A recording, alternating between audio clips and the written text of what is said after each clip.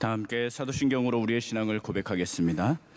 전능하사 천지를 만드신 하나님 아버지를 내가 믿사오며 그 외아들 우리 주 예수 그리스도를 믿사오니 이는 성령으로 잉태하사 동정녀 마리아에게 나시고 본디오 빌라도에게 고난을 받으사 십자가에 못 박혀 죽으시고 장사한 지 사흘 만에 죽은 자 가운데서 다시 살아나시며 하늘에 오르사 전능하신 하나님 우편에 앉아 계시다가 저리로서 산자와 죽은 자를 심판하러 오시리라. 성령을 믿사오며 거룩한 공회와 성도가 서로 교통하는 것과 죄를 사하여 주시는 것과 몸이 다시 사는 것과 영원히 사는 것을 믿사옵나이다. 아멘. 다 같이 찬송가 390장 하나님을 찬양하겠습니다. 찬송가 390장입니다.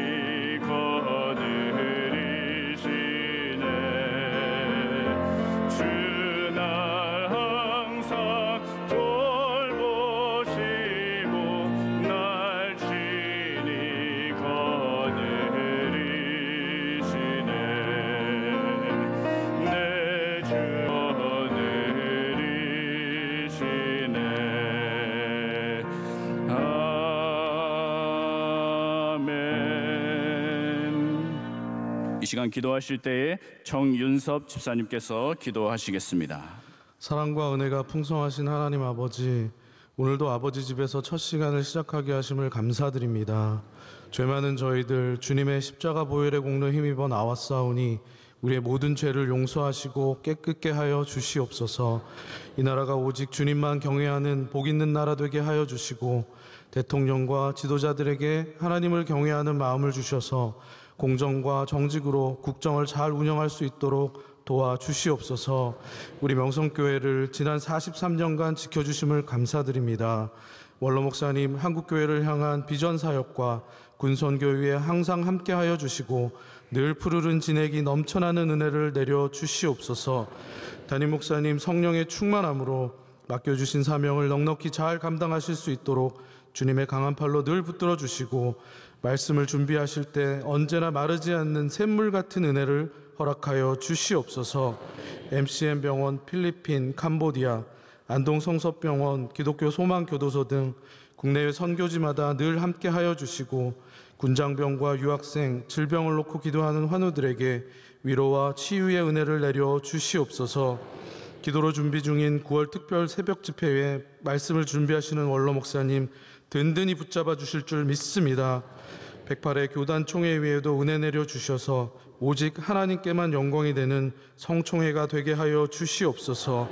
이 시간 목사님 통하여 말씀을 들을 때 우리에게 깨닫는 은혜 주실 줄 믿사오며 이 모든 말씀 살아계신 예수님의 이름으로 기도드립니다. 아멘. 하나님께서 오늘 우리에게 주신 말씀은 신약 성경 에베소서 3장 14절로 21절입니다. 하나님께서 오늘 우리에게 주시는 말씀은 제가 가진 성경 313면쯤에 있는 에베소서 3장 14절로 21절 말씀입니다. 우리 한 절씩 교독하도록 하겠습니다. 이러므로 내가 하늘과 땅에 있는 각 족속에게 그의 영광의 풍성함을 따라 그의 성령으로 말미암아 너희 속사람을 능력으로 강건하게 하시오며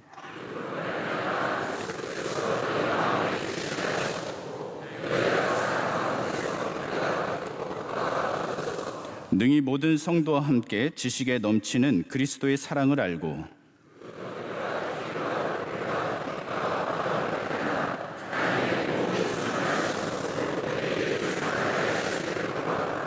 우리 가운데서 역사하시는 능력대로 우리가 구하거나 생각하는 모든 것에 더 넘치도록 능히 하시리에게 교회 안에서와 그리스도 예수 안에서 영광이 대대로 영원 무궁하기를 원하노라. 아멘. 할렐루야. 제가 오늘 새벽 예배를 나오면서 이렇게 교회까지 걸어오는데 저희 성도분들이시겠죠. 그 집에서 알람 소리가 이렇게 창밖으로 이렇게 다 들리더라고요. 한 집 한 집 알람이 이렇게 울리기 시작하는데 어떤 집은 개가 짖는 알람을 해놓으시더라고요. 그래서 막 멍멍멍멍 하니까 또 옆집에서 막 음악이 또 울리기 시작하고 어떤 집들은 막 나팔을 불기 시작하고요. 참 다양한 소리가 이렇게 나는 것들을 들으면서 교회로 나왔습니다. 너무 마음이 기쁘고 즐겁고 하나님께서 이 모든 소리들을 다 기뻐하시지 않으실까라는 생각을 하면서 왔습니다. 우리의 모든 다양한 신음소리도 함께 기뻐해 주실 줄로 믿습니다. 이번 주 담임 목사님의 말씀을 통하여서 참 많은 은혜를 받고 제가 특별히 어떤 말씀을 한 주간 동안 묵상할까 고민을 하다가 에베소서 3장을 읽는데 너무 행복한 거예요. 그래서 이번 주 동안 에베소서 3장을 몇 번을 읽었는지 모릅니다. 이 3장만 계속 읽었어요. 이 에베소서 3장은 첫 번째 3장 1절에 이렇게 시작합니다. 이러므로 그리스도 예수의 일로 너희 이방인을 위하여 갇힌 자 된 나 바울이 말하거니와. 담임 목사님께서 은혜를 받기 시작하면 주의 연약함이 보이기 시작한다라고 말씀하셨거든요. 그 말씀이 3장 1절에 바로 나오는 거예요. 그래서 나는 지금 갇힌 자다라고 하면서 자신의 연약함을 고백하기 시작합니다. 이 은혜를 받은 사람만이 말할 수 있는 자신의 연약함 아니겠습니까?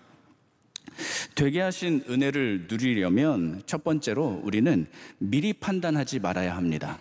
되게 하시는 은혜를 누리려면 미리 판단하지 말아야 합니다. 달리기 해보셨습니까? 달리기를 해보시면 처음부터 끝까지 잘 달리는 사람이 결국은 이기게 되어 있습니다. 얼마 전에 달리기 영상을 보는데요. 달리기를 하다가 어떤 선수가 올림픽이었던 것 같아요. 달리기를 막 하는데 마지막에 자신이 우승한 게 느껴지는 거예요. 마지막에 세레머니를 쫙 합니다. 이겼다 하면서 세레머니를 하는데 그 세레머니를 하고 팔을 펴는 순간 뒤에서 2등이 역전을 하는 겁니다. 이게 얼마나 안타까운 순간입니까? 미리 판단하지 말아야겠죠. 그리고 저희가 자주 쓰는 말 중에 이런 말이 있습니다. 김칫국 맛이다. 무슨 말씀인지 잘 아시죠? 예전에 어른들이 훨씬 더 많이 쓰셨던 것 같습니다. 가능성 없는 일에 품는 기대감을 뜻한다라고 사전에 나와 있는데 이 김칫국을 마시다라는 것은 떡이나 고구마 같이 그 물기가 없이 퍽퍽한 음식을 먹을 때 그 음식을 먹으면 이제 소화가 잘 안 되지 않습니까? 막 삼키기가 힘들잖아요. 그때 이제 동치미 국물을 이렇게 한 모금 하면 소화가 잘 된다라는 이야기죠. 사실 김칫국을 마시는데 왜 저희는 동치미를 마셨을까요? 원래는 이 김장, 배추, 김치로 끓인 이 국을 마셨다고 합니다. 그러면 이 김장김치에서 나오는 그 젖산이 소화를 잘 시켜준대요. 그래서 옛날에는 이렇게 김칫국을 마신다라는 이야기를 했습니다. 만약에 예를 들어서 떡을 먹고 김칫국을 마시는 건 괜찮은데 고구마를 먹고 김칫국을 마시는 건 괜찮은데 김칫국을 마셨는데 떡을 먹지 못한다면, 아니면 김칫국을 마시고 나서 떡을 먹는다면 그 상황이 얼마나 우스꽝스럽겠습니까? 미리 앞서서 판단한다는 것은 참 인생의 멋쩍은 순간을 야기하기도 하고, 또 크게는 돌이킬 수 없는 100m 달리기와 같은 후회감을 안겨주기도 합니다. 또 다른 예로 최근에 어려움과 절망의 순간에 인생을 너무 쉽게 포기하는 젊은 사람들을 종종 보게 됩니다. 한 해 3,000명에 육박하는 청년의 자살자 수가 신문에 기재되었습니다. 이 청년이라는 것은 19세부터 34세 기준으로 조사를 했을 때 한 해 1년 동안 3,000명이 자살을 하고 있다고 합니다. 이 몰트만이라는 신학자가 희망에 저항하는 두 가지 죄가 있다라고 이야기를 했습니다. 희망에 저항하는 두 가지 죄는, 첫 번째는 오만입니다. 하나님이 기대하시는 것의 그 성취를 너무 성급하게 자기 멋대로 미리 취해버리는 것입니다. 그 성취를 미리 취하는 것이 오만입니다. 두 번째 희망에 저항하는 죄는 절망입니다. 하나님이 기대하시는 것의 그 비성취를 너무 미리 취해버리는 것입니다. 그래서 앞에 희망이 있는데, 눈앞에 하나님이 이루어 주시고 역사해 주실 그 역사가 있는데 그것에 저항하는 것이 바로 오만과 절망이라고 합니다. 아직 때가 되지 않았는데 지금 벌써 성취를 바라거나 희망을 도무지 품지 않으려고 한다면 너무 이른 세레머니와 김칫국을 마신다든지 너무 이른 삶을 포기한다든지, 이 오만과 절망은 우리 그리스도인들이 하루속히 회개하고 버려야 할 일인 줄로 믿습니다. 그래서 우리는 평안할 때 일상생활에서 성경을 더 많이 읽어두어야 하겠습니다. 성경의 수많은 이야기들, 성경의 수많은 내러티브를 통해서 미리 판단하지 않는 법을 우리는 배우게 됩니다. 이 부모는 자녀를 절대 미리 판단하지 않습니다. 부모는 자녀를 포기하지 않습니다. 끝까지 자녀를 위해서 기도합니다. 2021년도 기준으로 자녀 한 명을 키우는 데 드는 비용을 신문에서 조사를 해서 발표를 했습니다. 취약 전 자녀는 월 평균 60만 6천 원이 든다고 합니다. 한 명당. 취약 후에는 월 평균 78만 5천 원이 든다고 합니다. 이제 사교육이 반영돼서 그렇다고 합니다. 그래서 한 명 키우는데 60만 원에서 80만 원, 얼추 조금 더 해주고 싶은 것 한두 가지 더 얹으면 100만 원이 드는구나라는 생각이 들었습니다. 그렇다면 자녀를 언제까지 경제적으로 지원해야 할까요? 라고 하면서 같이 조사를 했습니다. 첫 번째는, 여러분들 어디에 들어가시는지 한번 들어보십시오. 첫 번째는 고등학교 졸업 때까지. 이게 13.9%입니다. 그리고 가장 많은 대답이었는데요, 대학교 졸업 때까지 자녀를 지원하겠다. 이게 51.5%였습니다. 또 취업 때까지가 24.2%, 혼인 때까지가 7.7%였습니다. 이렇게 다양하게 자녀를 지원하겠다 합니다. 그럼 이렇게 제가 말씀드리면 꼭 설교 끝나고 저한테 문자 보내시는 분들이 계세요. 목사님, 다 더해보니까 100%가 안 되는데요. 마지막 한 가지가 더 있습니다. 언제까지라도가 2.7%입니다. 제가 다 계산해봤습니다. 100% 딱 맞습니다. 부모가 자녀를 언제까지라도 지원해줄 마음이 이렇게 2.7%나 되듯이, 또 대학교 졸업 때까지, 취업 때까지만 합쳐도 80%에 육박합니다. 미리 판단하지 않고 끝까지 보호해주고 싶은 것이 부모의 마음이죠. 오늘 성경 본문에 이 바울이 에베소 교인들을 권면하듯이 하나님의 역사 속에는 은혜가 있다. 하나님은 되게 하시는 은혜가 있다. 그러니 오늘 일에 낙심하지 말아라 라고 말하는 것이 바로 오늘 에베소서 3장 본문입니다. 에베소서는 그 키워드가 성도의 성숙이다 라고 꼽을 수 있겠습니다. 성도의 성숙이다. 우리가 그리스도인이 되어가면서 또 그리스도인으로 살아가면서 얼마나 이 성숙함을 추구해야 하는가라는 것을 성경을 통해서 보여주고 있습니다. 3장의 구조를 잠시 보면 이렇습니다. 3장 1절은 갇힌 자로 시작합니다. 지금 내 상황이 이렇게 죄수가 되었다라고 말하면서 2절부터 7절까지는 내가 그리스도의 비밀, 하나님의 일의 비밀을 알게 되어서 내가 주의 일꾼이 되었습니다 라고 말하는 겁니다. 그리고 8절부터 12절까지는 그러다 보니, 주의 비밀을 알다 보니 내가 일꾼이 되어서 이제는 사명을 감당합니다 라고 말하는 구조가 있고, 오늘 14절부터는 이제 기도하는 본문이 나오게 됩니다. 그런데 첫 번째 단락인 이 에베소서 3장 13절에 뭐라고 되어 있냐면요, 한번 같이 보겠습니다. 제가 읽어드리겠습니다. 그러므로 너희에게 구하노니 너희를 위한 나의 여러 환난에 대하여 낙심하지 말라. 이는 너희의 영광이니라. 오늘 일에 절대로 낙심하지 말라는 것입니다. 내가 주인 삼은 모든 건 내려놓고 주님만 사랑해. 이것이 오늘 우리가 살아가야 하는 그러한 기도의 제목이 아니겠습니까? 두 번째, 되게 하시는 하나님의 은혜를 누리려면 잠시 멈춰서서 기도해야 합니다. 잠시 멈춰서서 기도해야 합니다. 이 에베소서 3장은 두 단락으로 나눌 수 있습니다. 1절부터 13절까지가 첫 번째 단락인데, 시작이 어떤 단어로 시작하냐면 이러므로로 시작합니다. 또 14절도 어떤 단어로 시작하냐면 이러므로라고 시작합니다. 그래서 이 14절부터 15절까지 뭐라고 하냐면, 이러므로 내가 하늘과 땅에 있는 각 족속에게 이름을 주신 아버지 앞에 무릎을 꿇고 뭐라고 합니까? 비노니, 내가 기도하고 있다라는 겁니다. 그래서 우리는 어려운 일을 만났을 때, 또 하나님의 되게 하시는 은혜를 사모할 때 멈춰서서 이렇게 성경처럼 기도할 수 있어야 합니다. 담임 목사님께서 이 되게 하시는 은혜를 말씀하시면서 요셉의 이야기를 들려주셨어요. 그래서 제가 에베소서 3장을 읽으면서 같이 창세기 37장을 읽어봤는데요, 상황이 비슷합니다. 바울이 갇혔던 것처럼 요셉도 손발이 묶이는 장면이 나오고 아무것도 할 수 없는 장면이 나오고, 무언가 인생은 동적이어야 하고 무언가 좀 열심히 움직이는 듯한 장면이 나와야 하는데 전혀 그렇지 못한 상황이 되어버렸습니다. 창세기 37장을 한번 잠깐 펴보시면요, 구약성경 57면쯤에 있습니다.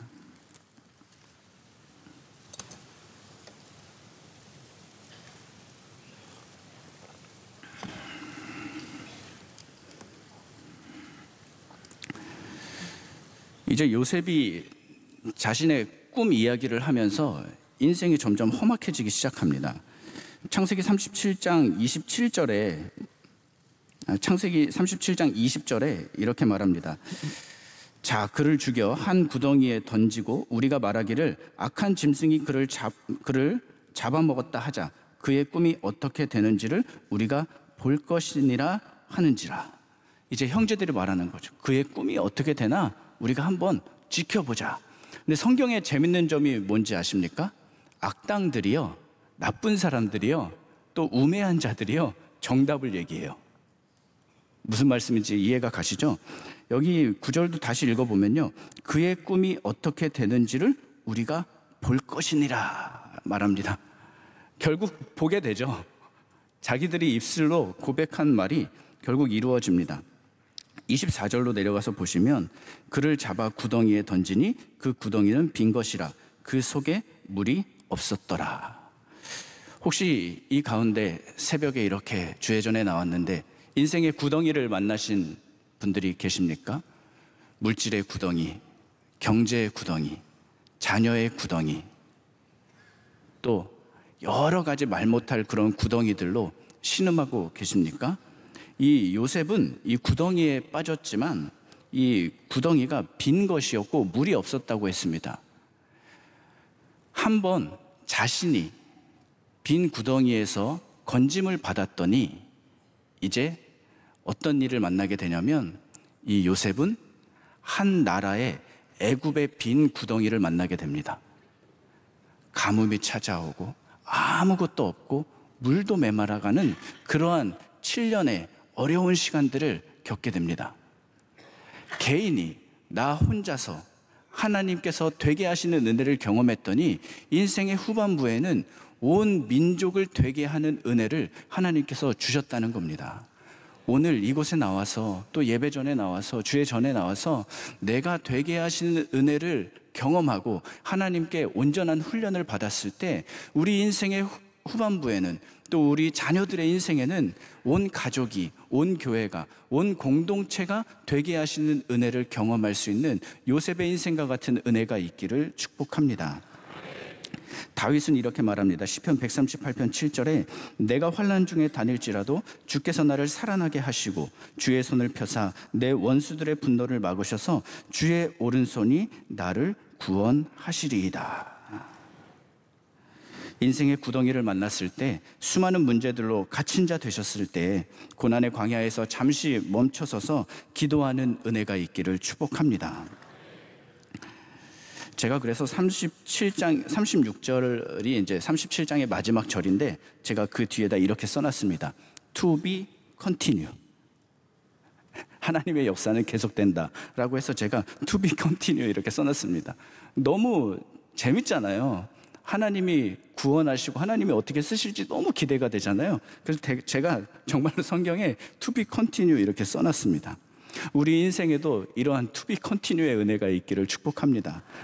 마지막, 되게 하시는 하나님의 은혜를 누리려면 역설의 삶을 살아야 합니다. 되게 하시는 하나님의 은혜를 누리려면 역설의 삶을 살아야 합니다. 예수님은 통치자로 이 땅에 오셨습니다. 그러나 통치를 받으셨고 또 인간들의 법정에 서셨습니다. 역설이죠. 왕으로 이 땅에 오셨지만 종으로 섬기셨습니다. 역설이죠. 선지자로 이 땅에 오셨지만 말씀의 성취를 이루셨습니다. 또 제사장으로 이 땅에 오셨지만 또 제물이 되셨습니다. 이처럼 기독교는 역설입니다. 두 가지가 늘 공존하죠. 십자가가 죽음이며 곧 생명인 것처럼 우리 인생에는 이 두 가지 일들이 동시에 계속해서 일어나고 있습니다. 오늘 저희가 성경을 읽고 예배를 드리고 기도를 하면 마치 시간이 우리를 통제하고 있는 것 같고 말씀이 우리를 통제하고 있는 것 같고 기도가 우리를 통제하고 있는 것 같지만 사실 그 통제는 자유함인 줄로 믿습니다. 교회에 오면 섬기려고 하지만 오히려 은혜를 받게 되는 이 역설, 또 특별 새벽 기도를 또 우리가 준비하면 피곤하고 어렵기는 하지만 영육이 오히려 피곤한 중에 건강해진다는 이 역설의 은혜. 우리의 모든 신앙생활은 마치 이 역설의 삶을 잘 살아낼 때 하나님이 되게 하시는 은혜를 경험할 줄로 믿습니다. 에베소서 3장 19절에 이렇게 말합니다. 그 너비와 길이와 높이와 깊이가 어떠함을 깨달아 하나님의 모든 충만하신 것으로 너희에게 충만하게 하시기를 구하노라. 아멘.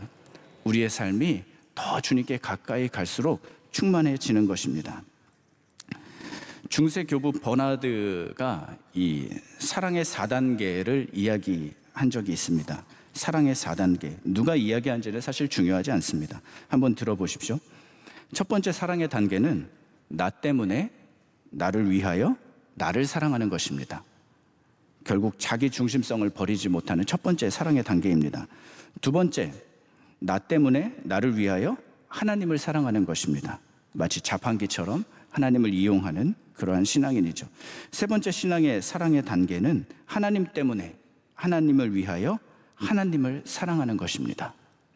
그런데 4단계라고 했는데 3단계 때 벌써 정답이 나와버린 것 같은 생각이 들었습니다. 4단계는 무엇이냐? 하나님 때문에 하나님을 위하여 이웃을 사랑하는 것입니다. 우리가 하나님의 되게 하시는 은혜를 누리려면 바로 이 하나님으로 인하여서 하나님의 되게 하시는 은혜로 말미암아 우리가 이웃을 사랑할 줄 알아야 합니다. 우리가 이 역설의 삶에 대해서 계속해서 말하고 있는데 나를 사랑하시는 하나님을 찬양하고 예배하다 보니까 이웃을 사랑하시는 하나님을 느끼게 되는 거예요. 또 이웃을 사랑하고 온 만물을 창조하신 하나님을 찬양하다 보니까 만물을 창조하신 하나님의 섭리를 통해서 나를 지으신 하나님을 느끼게 되는 것입니다. 이 역설을 잘 보여주는 장면이 마태복음 5장이 아닌가 생각합니다. 심령이 가난한 자는 복이 있다. 애통하는 자는 복이 있다. 온유한데 복이 있다. 의에 줄이고 목이 마른데 복이 있다. 긍휼히 여기는 자는 긍휼히 여김을 받는다. 의를 위하여 박해를 받는 자는 복이 있다. 이러한 역설의 은혜가 우리 삶 가운데 가득하기를 축복합니다. 마지막으로 찬송가 341장에 이런 찬송이 있습니다. 십자가를 내가 지고 주를 따라갑니다.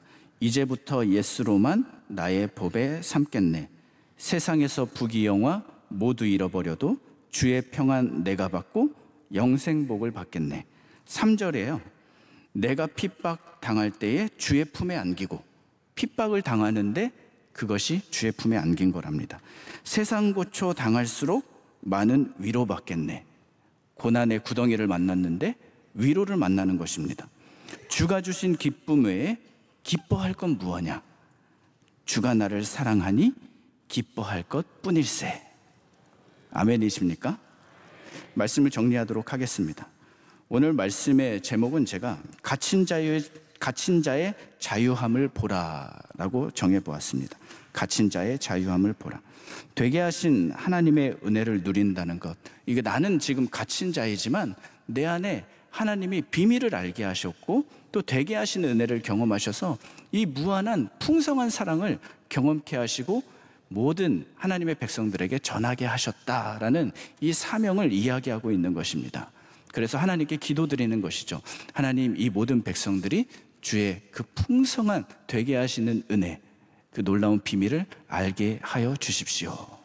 오늘 하루 이 세상을 살아가면서 내가 갇힌 자 같지만, 구덩이를 만난 것 같지만 오히려 그 안에 되게 하시는 하나님의 은혜로 말미암아 내게 자유함을 주시고 주의 품에 안기는 은혜를 주신 하나님을 마음껏 신뢰하며 자유함을 누리시기를 축복합니다. 이 시간 함께 기도하실 때 교회를 위하여 또 담임 목사님, 원로 목사님의 모든 사역을 위하여 기도해 주시고 또 9월 특별 새벽 집회 지금 준비위원들 열심히 매일같이 기도하고 준비하고 계십니다. 함께 기도로 힘을 모아주시고 또 청년부 학예수련회 목요일부터 토요일까지 원주 수양관에서 진행됩니다. 함께 기도해 주시기를 바랍니다. 이 시간 주여 3번 외치고 기도하도록 하겠습니다. 주여, 주여, 주여. 오, 할렐루야. 거룩하신 하나님 감사합니다. 하나님 주님의 되게 하시는 대로 말미암아 하나님 미천하고 연약하고 나약한 저희들 주님 이렇게 주의 전에 나와서 은혜 받습니다.